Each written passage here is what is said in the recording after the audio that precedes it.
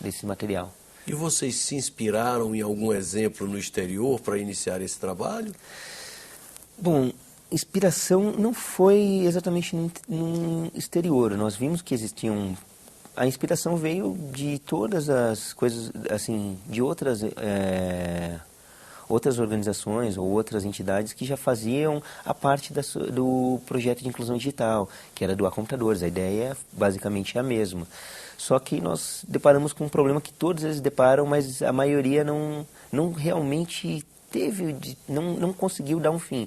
Não estudou o suficiente, ou não sei, não teve o interesse, ou não sei, não conseguiu, às vezes, porque falta informação. Uma das coisas assim que foi dificílimo achar parceiros que eram idôneos, foi dificílimo descobrir como fazer, o que fazer com esse material, qual a melhor forma de processar cada um. Então, o que nós tentamos fazer? Eles não devem ter tido essa chance, ou não tiveram como fazer, e se debater, que é com o resto do material, porque computador para doar, para fazer isso daí, eu sei que tem bastante, tem muita gente querendo ajudar. As pessoas querem ajudar, mas nem sempre sabem como. Exato. E no caso deles, eles não souberam ajudar algumas pessoas. Mas e depois? A maioria, mesmo os telecentros e outros, são dados suporte até certo ponto, mas e o resto? Uhum. Inclusive, tenho tido contato com o pessoal tanto da SERP, dos outros órgãos que fazem esse tipo de doação e outras ONGs que fazem esse tipo de trabalho de inclusão digital, e estou tentando passar um know-how de como fazer a parte como tentar transformar esse lixo eletrônico que sobra dos projetos de inclusão digital numa coisa que possa ser um retorno para a própria ONG deles, uma coisa que possa ajudar na autossuficiência da ONG. E vocês tomaram conhecimento de alguma experiência semelhante lá no exterior? Olha, vou te ser sincero. Como é que isso se faz? Como é que nos Estados Unidos ou na Europa se recicla esse tipo de material? Você tem uma ideia de como eles agem nesse? Porque o problema lá deve ser maior até. Na verdade, isso não é maior porque eles já têm uma consciência maior, principalmente na Europa e nos Estados Unidos. Até a época que eu passei lá, existiam muitas ações similares, mas na parte de inclusão digital. Sim. Mas na parte de reciclagem ainda era pouca. Começou esse medo, na verdade, essa preocupação tem sido muito recente. Não só, acho que para todos nós começamos a nos preocupar com isso recentemente. Então, quando eu falo de reciclagem de eletrônicos, a maioria das empresas, nossa, sério, ainda se espanta com isso como se fosse uma coisa possível. Como se, nossa, isso existe. E a gente está tentando divulgar, tentar plantar, como a gente fala, plantar sementinha verde, para que as pessoas comecem a tomar essa consciência ambiental de que não só esses eletrônicos podem contaminar o ambiente com metais pesados durante centenas de anos, como nós podemos restaurar uma riqueza, nós podemos recuperar riquezas, metais preciosos, literalmente riquezas, que são lixo para algumas pessoas. A gente pode transformar isso em riqueza, em coisas que a gente pode reutilizar, reaproveitar, até, como eu te falei, um dado que eu achei super interessante quando eu descobri, através de um desses parceiros recicladores, é que eu trabalhei para empresas de mineração e eu descobri que em projetos de ouro, a cada tonelada de minério que eles retiram da terra, se eles conseguirem 8, 10 gramas, é uma coisa já financeiramente viável. Se conseguirem mais, quando ganham 60, 70, 80 gramas, é uma coisa extremamente lucrativa. Porém, eu descobri que só de ouro, de uma tonelada de placas de placas-mães, por exemplo, se tira 300, 400 gramas de ouro. Então é uma coisa muito mais... o processo, que é a desmanufaturização, é um processo difícil, é um processo de alto custo, é um processo insalubre, porque trabalha com ácidos, trabalha com soda cáustica em alto teor. Então... Não é para qualquer particular fazer. Não é para qualquer uma pessoa fazer. E uma das coisas que eu sei, assim, que tenho recebido de notícia, é que no Brasil não existe nenhuma iniciativa para montar uma empresa dessas, uma usina dessas, porque, primeiro, que o processo tem que ser mecânico, o mais automatizado possível, para que as pessoas tenham menos contato com esse tipo de componente. Que esse, respirar a vapor de ácido e de soda, é extremamente prejudicial à saúde, é extremamente tóxico. E uma das coisas assim, que eu descobri que tem, assim, aqui no Brasil não existe porque o custo é altíssimo. E para poder valer a pena, se tem que importar lixo eletrônico, porque mesmo o mercado nacional não supriria, não temos certeza se supriria a demanda que uma usina dessas precisaria para poder valer a pena financeiramente. Mas existem leis ambientais que proibiriam, por exemplo, nós de trazer lixo. Então, dificultaria um pouquinho mais para fabricar. Claro, isso pode ser mudado, isso vai ser melhorado, em outros países estão mudando e o Brasil está em crescimento. Acredito que um dia vai mudar também. Esse seu trabalho repercutiu muito bem aí no CONSEG, no Congresso. Sim, tanto no CONSEG quanto num outro congresso, que era o Campus Party, que também a gente participou.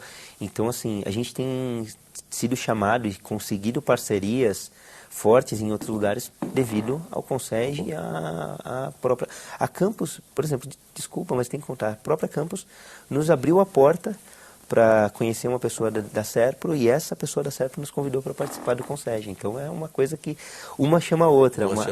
Foi uma coisa bem bacana. Pois eu queria lhe parabenizar pela iniciativa, realmente muito interessante esse trabalho de reciclagem do lixo eletrônico. Muito obrigado. Vocês acabam de assistir uma entrevista com Aaron Jessenson, que é especialista em ciências da computação e que criou com um sócio uma ONG em São Paulo chamada EcoTI, que faz a reciclagem de material eletrônico. Os telespectadores que quiserem encaminhar sugestões, comentários ou críticas podem fazê-lo acessando o nosso portal www.senado.gov.br/TV. Até um próximo Cidadania.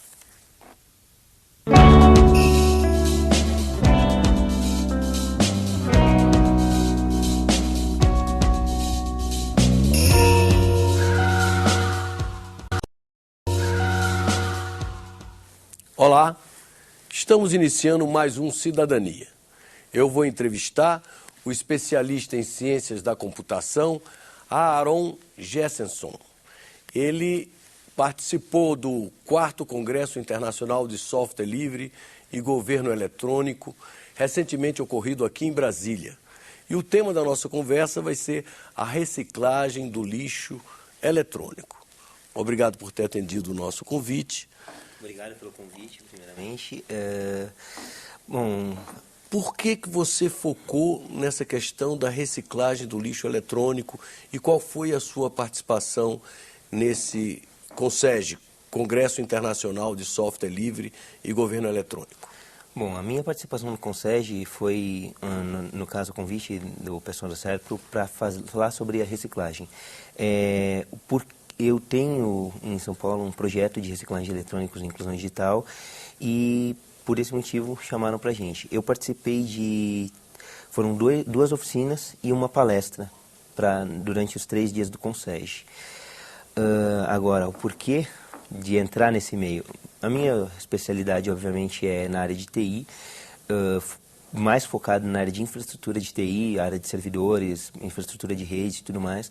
Porém, eu tenho na verdade, eu entrei nesse meio exatamente por uma dificuldade em descartar produtos eletrônicos que eu tinha em casa, na minha empresa e nos clientes que eu atendia.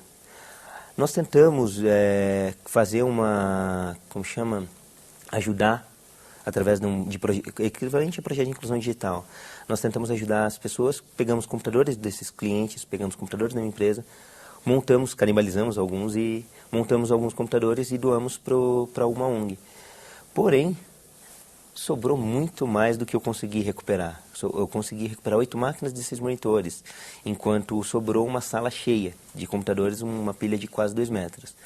E aí fiquei de tentar, até como tinha te contado antes, eu fui doar isso para um calceiro, ele retirou parte do material e jogou o resto no lixo de novo. Então eu falei, cara, não, precisamos fazer uma coisa um pouco melhor, uma coisa mais inteligente. E aí eu comecei a me informar de como funcionava a reciclagem em São Paulo. Quem reciclava, onde tinha, o que fazer. E como funciona a reciclagem hoje em dia? A reciclagem de eletrônicos... Desse tipo de eletrônico? Principalmente computadores, a gente separa em categorias. A gente separa o que é metal, plásticos, placas de circuito, fios e assim por diante. Cada um tem, digamos assim, um agente reciclador que a gente destina esse material. Então, até dessa forma, vendendo esse material, que a gente consegue sustentar o projeto. E cada um tem um tipo de... que exige, cada reciclador exige de uma forma. Por exemplo, não existia um reciclador que, me manda tudo e eu desmonto e faço. E aí nós tivemos a ideia de fazer nós mesmos, abrir esse projeto EcoTI, eu e o meu sócio fundador do projeto, Márcio. A gente teve a ideia de fazer essa... fazer essa logística reversa desse material. Conseguimos um bom retorno. As empresas começaram a doar para o projeto. A gente tem conseguido parcerias fortes com empresas grandes, tem conseguido apoio também de... E de um computador, quanto por cento de um computador é reciclável?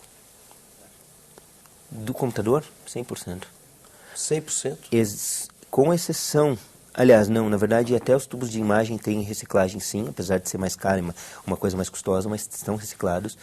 Os metais todos são simples de reciclado. Plástico só tem que separar por tipo de plástico, mas é reciclado. E as placas, não é feita reciclagem no Brasil. São feitas em 6 países, até onde meu conhecimento, ou até hoje, pelo menos o que eu sei, são 6 países. Ficam grandes usinas de desmanufaturização de placas eletrônicas. Uma fica no Canadá, uma nos Estados Unidos, Bélgica, Alemanha, Japão e Singapura. São onde esses agentes recicladores aqui do Brasil, eles pegam esse material, colocam em containers e enviam para as empresas. O material que você fala são as placas... Placas eletrônicas. As outros materiais todos, eles têm reutilização aqui no Brasil. Inclusive nesses tubos de imagem antigo, esses tubos... a parte de trás, o vidro dele é vidro com chumbo. Isso pode ser utilizado para a indústria de medicina, para a indústria de medicina, que eles utilizam para fazer produtos de...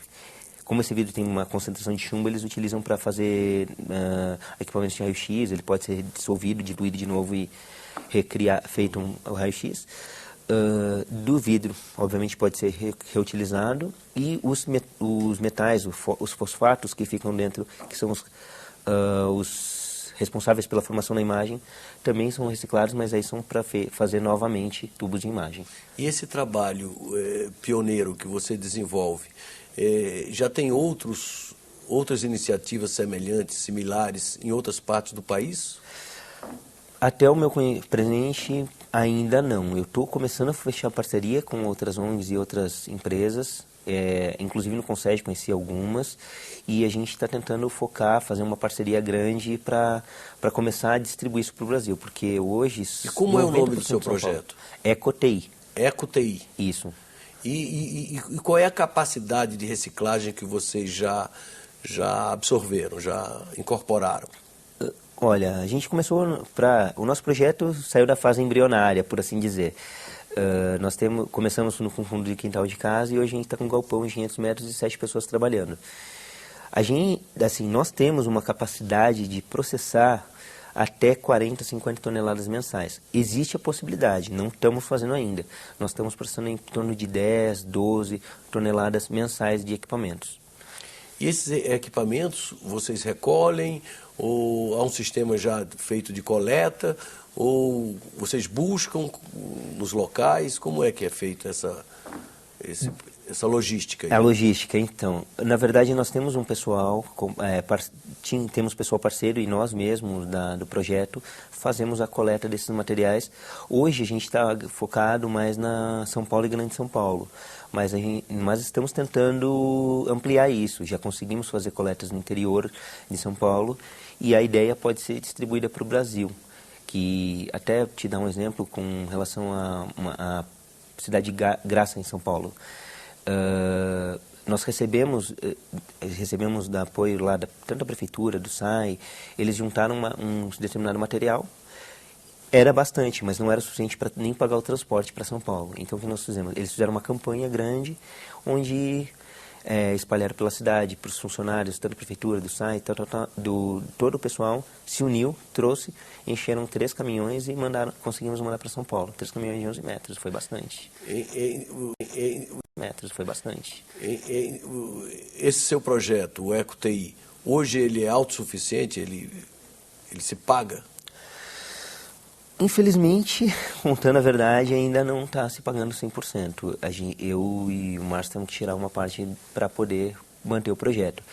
Mas quando começar a aumentar o volume de materiais, de entrada de materiais, eu acredito que ele em pouco tempo vai se tornar autossuficiente e, inclusive, vai conseguir expandir. A minha ideia no projeto é expandir ele bem. Formar parceria com outros estados, porque nos outros estados não existe iniciativas. Eu sei de algumas empresas que fazem isso no Rio, em Florianópolis, em Porto Alegre, mas mesmo essas empresas ainda enchem um caminhão e mandam para São Paulo. Elas não têm reciclagem lá mesmo.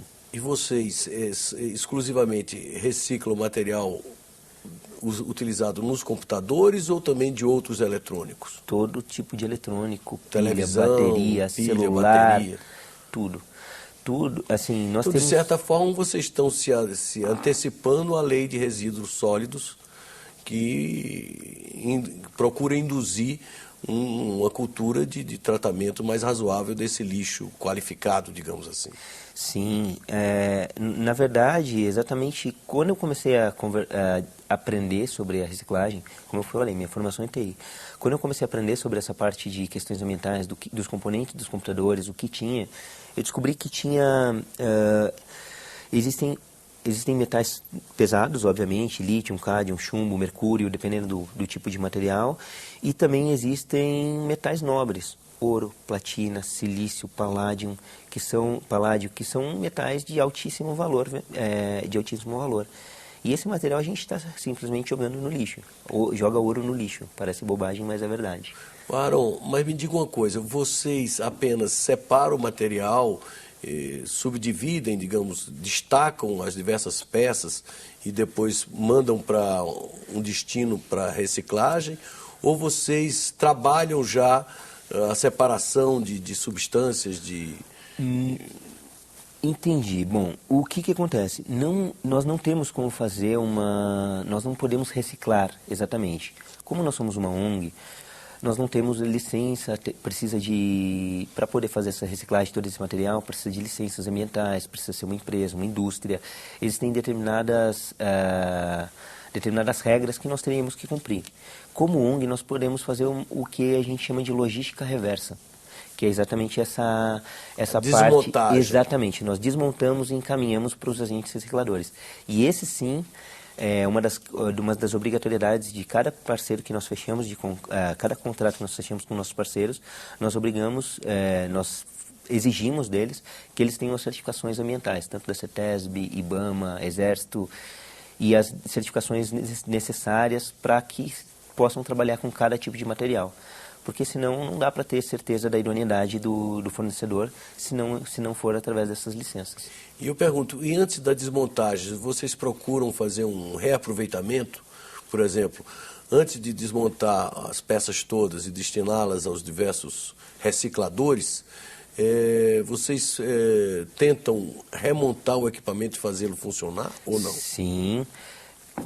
Como eu tinha falado, o projeto é um projeto de inclusão, um projeto de reciclagem de eletrônicos e inclusão digital. Então, nós recebemos esses computadores, o que pode ser reutilizado, nós remontamos, fazemos aquela separação por peça, conseguimos montar computadores funcionais e com um mínimo de pré-requisitos, que trabalhem bem com os softwares atuais, né, para que a pessoa, quem for participar do projeto, não fique tão defasado. Então, não adianta eu querer entregar um Pentium 100 com uma máquina que não funciona direito.